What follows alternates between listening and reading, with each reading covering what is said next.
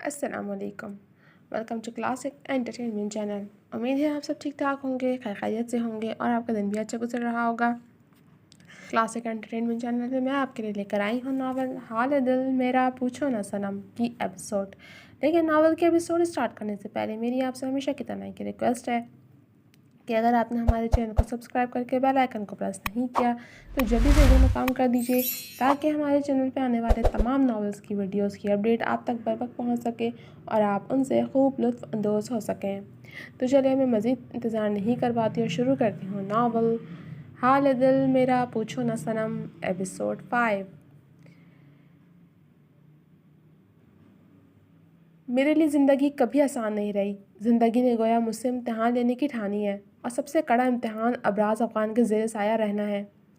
यासत भरे बोझल लहजे में कहते उसने पुरशिकवा इमारत को सर उठाकर देखा तो वो इमारत भी उसे अबराज़ अफ़गान जैसी लगी, ऊंची बड़ी शान वाली मगरूर सी। तुमने ज़िंदगी से न पहले हार मानी है न अब कोई तुम्हें हरा सकता है। तुम कल भी गिर कर संभली थी और आज भी तुम हर तरह के हालात को फेस कर सकती हो क्योंकि तुम पाकीज़ा गुल हो, अपना आगा जी और दादी की बहादुर पोती। उसने वहाँ खड़े खड़े खुद की हिम्मत बंधाई और गहरा सांस भरती एंट्रेंस की जानिब बढ़ी तो ऑटोमेटिक ग्लास डोर ओपन हो गया। उसने जैसे ही ऑफिस बिल्डिंग में कदम रखा जर्मन किसी जिन की तरह उसके सामने आन हाजिर हुआ। Good morning ma'am. खुशदिली से उसका वार्म वेलकम करते उसने उसे हाथ से आगे बढ़ने का इशारा किया तो जवाबन वो बस सर हिलाकर रह गई।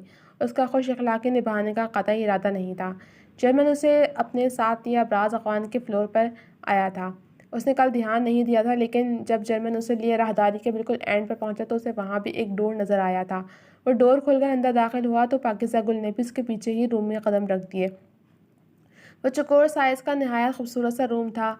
ग्लास वॉल से बाहर अतराफ की इमारतें नज़र आ रही थीं तो नीचे सड़क पर भागती दौड़ती ट्रैफिक एक अलग ही नज़ारा पेश कर रही थी। उसकी शानदार सी लकड़ी और ग्लास की कॉम्बिनेशन से तैयार टेबल पर लैपटॉप से लेकर ज़रूरत की हर चीज़ मौजूद थी। उसके बाएं साइड वाली वॉल लाइट ग्रे कलर की थी जिस पर एक दरमियाने साइज़ का एलईडी फिक्स था, जबकि दाएं जानिब वाली वॉल ब्लैक ग्लास की बनी थी जिसके आर पार कुछ नज़र नहीं आ रहा था, लेकिन यह पाकिज़ा गुल की खाम ख्याली थी। वॉल की उस जानिब अपनी सीट पर बैठा अबराज़ अफ़गान बड़ी फुर्सत से उसे निहार रहा था। प्लेन ब्लैक शर्ट के साथ प्लेन ब्लैक प्लाजो पहने, गले में रेड स्टॉलर लपेटे, वो सांचे में ढला वजूद इस वक्त उसकी सारी तवज्जो अपनी जानिब खींचे हुए था। पाकिज़ा गुल को यूं अपने सामने देखना उसे दुनिया का सबसे अच्छा काम लग रहा था। मेरी सुबह आज तक इतनी हसीन नहीं रही जितनी आज हुई है। अपनी सीट से उठकर क्लास वॉल के करीब आते पाकिज़ा गुल के दिलकश वजूद को पूरी तवज्जो से देखते उसने शीशे पर अपना हाथ रखा था। पाकिज़ा गुल की गर्दन और चेहरे के अतराफ शरारत करती लटें उसकी हथेलियों में सनसनी से दौड़ा गई थीं। उसका बस नहीं चला कि वह हाथ बढ़ाकर उन गुस्ताख लटों को उसके चेहरे और गर्दन से दूर कर देता जो उसे बार बार डिस्टर्ब कर रही थी। वो वापस पलटकर अपनी जगह पर आया और रिसीवर उठाकर इंटरकॉम पर पाकिज़ा गुल के रूम का नंबर प्रेस कर दिया। वो अपनी कुर्सी पर बैठी जर्मन को तवज्जो से सुनने के साथ साथ अहम पॉइंट टेबल पर रखी डायरी में नोट कर रही थी कि इंटरकॉम की तेज़ टोन पर बुरी तरह चौंकी, जबकि जर्मन ने तेज़ी से हाथ बढ़ाकर इंटरकॉम का रिसीवर उठाया। Good morning sir. उसने हंसबे आदत खुशदिली से उसे मॉर्निंग विश किया। Good morning. कॉफ़ी और सैंडविच मेरे रूम में भेजो और याद रहे ये दोनों चीज़ें मेरी न्यू असिस्टेंट के हाथों भेजनी हैं। अपने असली संजीदा दो टोक लहजे में ऑर्डर जारी करते वो रिसीवर रख चुका था। अब उसकी सारी तवज्जो पाकिज़ा गुल के चेहरे के बदलते तासुरात की जानिब थी जो जर्मन की बात सुनने के बाद बिगड़ गए थे, लेकिन मरते क्या ना करते कि मुस्ताक उसे अपनी जगह से उठना ही पड़ा था। डायरी और पेन अपनी जगह पर छोड़कर वो जर्मन के साथ ही उसके रूम से मुलाका रूम में जा घुसी थी जहाँ कॉफ़ी मेकर, माइक्रोवेव, एक अदद फ्रिज और दो कैबिनेट लगे थे। वाइट और ग्रे टाइल से तैयार वो एक मिनी अमेरिकन किचन था जो उसे पहली नज़र में पसंद आया था। वो जर्मन के बताने पर कि कौन सी चीज़ कहाँ है अपने काम में लग चुकी थी। दूसरी तरफ अबराज़ अफ़गान बेसब्री से उसकी आमद का मुंतज़िर था। वो घर से नाश्ता करके नहीं निकला था, वजह आज पाकिज़ा गुल की उसके ऑफिस में आमद थी। पाकिज़ा गुल को उसने जैसे ही किचन से निकलते देखा उसने झट रिमोट उठाकर एक बटन प्रेस किया तो ग्लास वॉल पर 20 पर्दे बराबर हो गए। ریموٹ ایک طرف ڈال کر وہ اب دروازے کی جانب متوجہ ہو چکا تھا، جو ہلکا سا وا تھا تاکہ پاکیزہ گل کو اندر آنے میں آسانی رہے۔ اگر اس کی یہ حرکتیں اس کی موم دیکھ لیتی تو یقیناً ان کا بی پی شوٹ کر جاتا اور اس کے آس پاس والے تو شوق سے شاید عالم بالا ہی سدھار جاتے۔ دیدار یار کی تڑپ بڑی ظالم ہے، یا وہ انتظار جو سولی پہ چڑھا دیتا ہے۔ افشا کنول۔ پاکیزہ گل جلتی کرتی ٹرے تھامے ابراز کے روم کے باہر آ ٹھہری تھی۔ ٹرے میں ایک مگ کافی اور ایک پلیٹ تھی جس میں سینڈوچ رکھے ہوئے تھے۔ اسسٹنٹ بول کر ملازمیں بنا لیا مسٹر افغانی پلاؤ نے۔ دروازے پر غصے سے لات مارنے سے اس نے خود کو بمشکل روکا اور ایک ہاتھ فری کرتی روم کا ڈور ہلکے سے ناک کر گئی۔ آ جائیں۔ اندر سے ابراز کی باروب بھاری آواز ابھری تو پاکیزہ گل ہلکا سا واک کیا ڈور مکمل دھکیلتی اندر قدم رکھ گئی۔ گلے میں پتھر باندھے ہوئے حضرت نے، جبھی پتھر مار بولتا ہے یہ شخص۔ کڑ کر سوچتے اس نے خاموشی سے ٹرے اس کے دائیں جانب رکھ دی اور سیدھی ہو کر کھڑی ہو گئی۔ ابراز جو اس کے دروازہ ناک کرنے پر جلدی سے ایک فائل اپنے سامنے اوپن کر چکا تھا، ٹرے رکھنے کی ہلکی سی آواز پیدا ہونے پر چونکنے کی بھرپور ایکٹنگ کرتا پاکیزہ گل کی جانب متوجہ ہوا۔ تمہیں مینرز سیکھنے کی اشد ضرورت ہے گلے، اپنے ازلی سرد لہجے میں کہتے وہ اس پر طنز کا پتھر اچھال چکا تھا۔ Good morning. وہ بھی کہاں کم تھی، اس نے بھی پتھر مار لہجے میں ہی مینرز نبھائے تو ابراز افغان نے بمشکل اپنی مسکراہٹ کا گلا گھونٹا۔ وہ جلتی بھنتی پھولے نتنوں کے ساتھ غصہ دبانے کی کوشش میں سرخ پڑ گئی تھی اور اپنے اس روپ میں وہ اتنی پیاری لگ رہی تھی کہ ابراز کا جی چاہا اسے ابھی اٹھ کر اپنی باہوں میں بھر لے، اس کے اتنے بوسے لے کہ اس کا چہرہ مزید سرخ پڑ جائے۔ یہ خیال دماغ میں آتے ہی اس کے لبوں کے گوشوں میں دلکش مسکراہٹ نمودار ہوئی، لیکن پاکیزہ گل کے دیکھنے سے پہلے وہ مگ اٹھا کر لبوں سے لگا گیا۔ جرمن نے تمہیں تمام ڈیٹیل بتا دی ہوں گی؟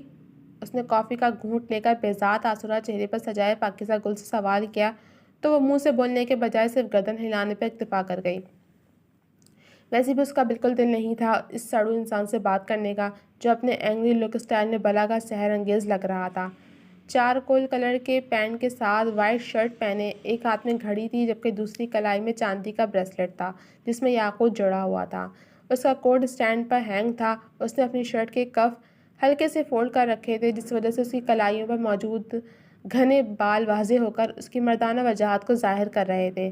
اوپر سے اس کے ڈارک کلون کی مسحور کن خوشبو اس کے اعصاب پر سوار ہو کر اس کے دل کی دھڑکنوں کے منتشر ہونے کا سبب بن رہی تھی۔ وہ حسن یوسف کی مثل ہمیشہ کی طرح اسے خود سے فاصلے پر ہی نظر آ رہا تھا۔ وہ انجانے میں ٹکٹکی باندھے اسے دیکھنا شروع کر چکی تھی۔ ابراز اپنے چہرے پر اس کی نگاہوں کا ارتکاز اچھے سے محسوس کر رہا تھا، لیکن پھر بھی مزے سے اپنا سینڈوچ ختم کر کے دوسرا سینڈوچ اٹھا چکا تھا۔ پاکیزہ گل کے ہاتھ کی لذت گویا زبان سے ہو کر اسے دل میں دردی محسوس ہو رہی تھی۔ وہ مسرور سا اس سینڈوچ کی ہر بائٹ کو انجوائے کر رہا تھا، لیکن دوسرا سینڈوچ کھانے سے پہلے اس نے اچانک اپنا رخ پاکیزہ گل کی جانب کیا۔ تمہیں بھوک لگی ہے تو تم بھی یہ سینڈوچ کھا سکتے ہو۔ اب میں اتنا بھی بے حس نہیں کہ اپنی اسسٹنٹ کو ایک سینڈوچ بھی آفر نہ کر سکوں۔ ابراز افغان کے مسکاتے لہجے میں مخفی طنز پر سبکی کے احساس تلے پاکیزہ گل کا چہرہ سرخ اناری ہوا۔ تف ہے تم پر گلے، ایسی بے اختیاری اس کرول کے سامنے جو ڈوبھر پانی میں ڈوب مرو۔ وہ خود کو سخت سچ سنا رہی تھی، اس بات سے بے خبر کے مقابل کی ساری توجہ اسی کے چہرے کے اتار چڑھاؤ پر تھی۔ اس نے اس کے ہاتھ کے ذائقے کو نعمت کی طرح کھایا پیا اور رب کا شکر ادا کرنے کے بعد اب بنانے والی کا شکر ادا کرنے اٹھ کھڑا ہوا۔ آنکھوں میں خشکن رنگ لیے اسے اپنی طرف بڑھتا دیکھ وہ بوکھلا کر چند قدم پیچھے ہوئی تو اس کی پشت وڈ اور گلاس کی بنی خوبصورت الماری سے ٹکرا گئی، جس میں کافی ساری اہم فائل ترتیب سے رکھی ہوئی تھیں اور ساتھ ہی اس کی کمپنی کو ملنے والے شیلڈز اور اعزازات بھی تھے۔ اس سے پہلے کہ پاکیزہ گل وہاں سے بھاگ جاتی، ابراز افغان بے حد نزدیک آتا اس کی جائے فرار کی راہیں مسدود کر گیا۔ کیا کر رہے ہیں؟ اس دیدہ دلیری پر وہ شوق میں گھری بول اٹھی تھی۔ کچھ خاص نہیں، بس تمہارا شکریہ ادا کرنے کی کوشش کر رہا ہوں۔ اس کا لہجہ خود بخود اس حسین قربت پہ بہک سا گیا تھا۔ وہ پاکیزہ گل کی بلوری آنکھوں میں جیسے گم سا ہونے لگا تھا، ہر شے کو فراموش کیے۔ یہ میرا کام تھا اور میں نے بس اپنا کام اچھے سے کیا ہے۔ اس کے قرب پر دل کی اسپیڈ 440 پر پہنچی تھی، لیکن وہ پھر بھی خود کو مضبوط ظاہر کرتی نارمل لب و لہجے میں بولی، اسی لیے اچھے کام کو ہی سراہ رہا ہوں میں۔ خمار آلود لہجے میں کہتے ہوئے اس نے اپنا ہاتھ بڑھا کر اس کے دل نشین چہرے کو چھونا چاہا تو وہ اس کا ہاتھ پکڑ کر اسے بیچ میں روک گئی۔ کیا بدتمیزی ہے سر! اس نے بھرپور طریقے سے احتجاج کرتے مقابل کو ہوش دلانا چاہا جو نہ جانے کیوں آج اس کی جان نکالنے کے در پہ تھا۔ بدتمیزی میں نہیں بلکہ بدتمیزی تمہاری یہ آوارہ لٹیں کر رہی ہیں جو کبھی تمہارے گال چھو رہی ہیں تو کبھی تمہاری گردن کے خم کو۔ مخمور گھمبیر بے باک سرگوشی کرتے وہ اپنے دونوں ہاتھ بڑھا کر دھیرے سے اس کی آوارہ لٹوں کو سمیٹ گیا۔ اپنے کان کی لو اور گردن پر ابراز اقوان کے پوروں کا لمس محسوس کرتے اس کے وجود میں سنسنی سی پھیل گئی جبکہ دل کی رفتار بڑھ اور گھٹ رہی تھی۔ دور رہیں، وہ کپکپاتے لہجے میں بمشکل بولی تھی۔ ایک تو وہ کسی گھنے پیڑ کی سائے کی طرح اس پر چھایا ہوا تھا، اوپر سے اس کی بولتی بے باکانہ نظروں کی واہیانہ لپک کتنی بھی پر اعتماد سہی لیکن اس لمحے اس کی ساری خود اعتمادی ہوا ہوئی تھی۔ لیکن میں تو قریب آنا چاہتا ہوں، اتنا کہ تمہارے دل و نظر سے اتر کر روح میں بس جاؤں۔